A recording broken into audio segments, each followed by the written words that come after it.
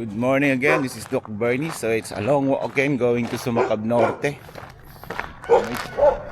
My 5 dogs always greeted me every morning.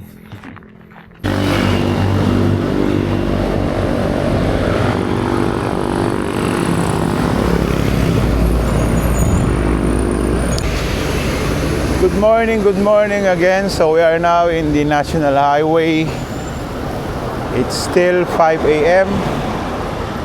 A 1 hour 45 minutes walk again going to Barangay Sumakab Norte.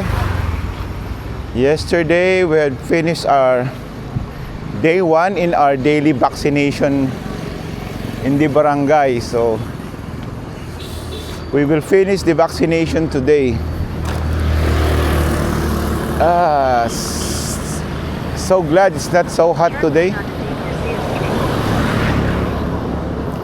It's nice to walk in the morning, gives you energy.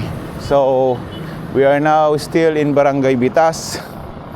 A long way to go. Thank you for those who are watching my videos.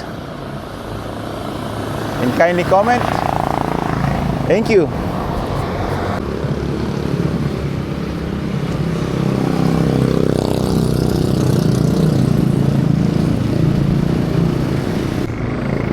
We are now here in a crossing. The diesel cost is still 103.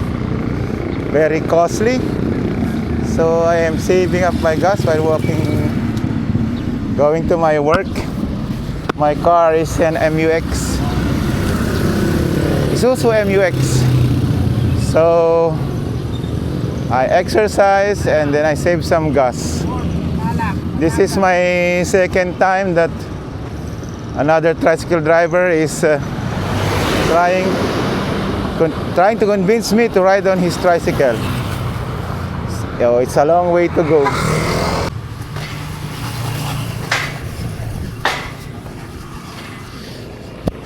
Another stray dog here in Sangitan West. That's number 7. Okay, so we're still in Del Pilar Street. We are getting near Freedom Park. Still 1 hour, more than an hour to go, going to Barangay Sumakab Norte. We are now here in Freedom Park where so many people are jogging, running, walking.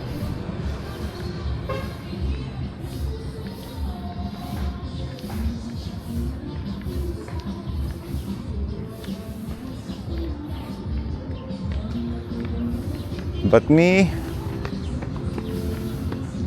I walk going to work.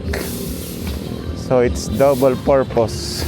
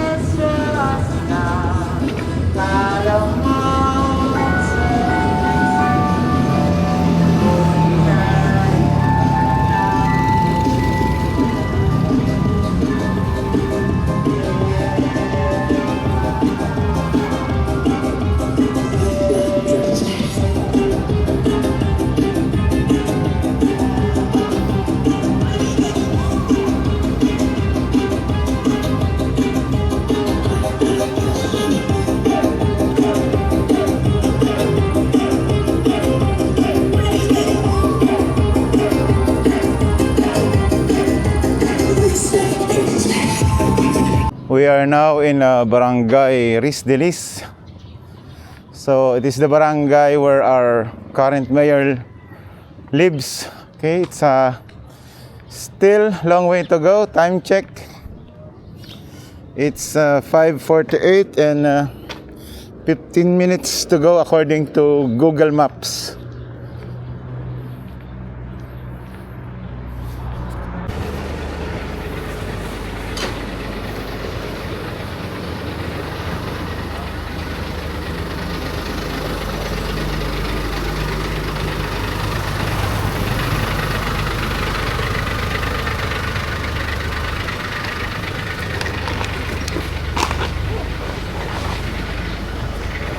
We are now in Barangay San Josep Norte.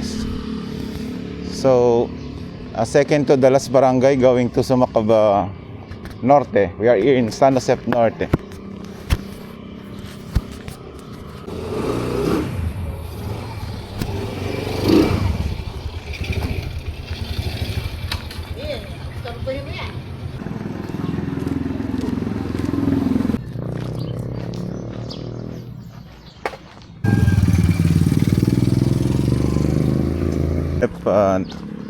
Norte School. So we're about to enter Barangay San Josep Sur. So that is the arc boundary of San Josep Sur and Norte. That is the last barangay before we enter Barangay Sumakab Norte. We are now entering Barangay Sumakab Norte. It's touchdown already. We are now here in Barangay Sumakab Norte. This is the Sumakab Norte Cemetery. So it's day 2. Thank you for watching.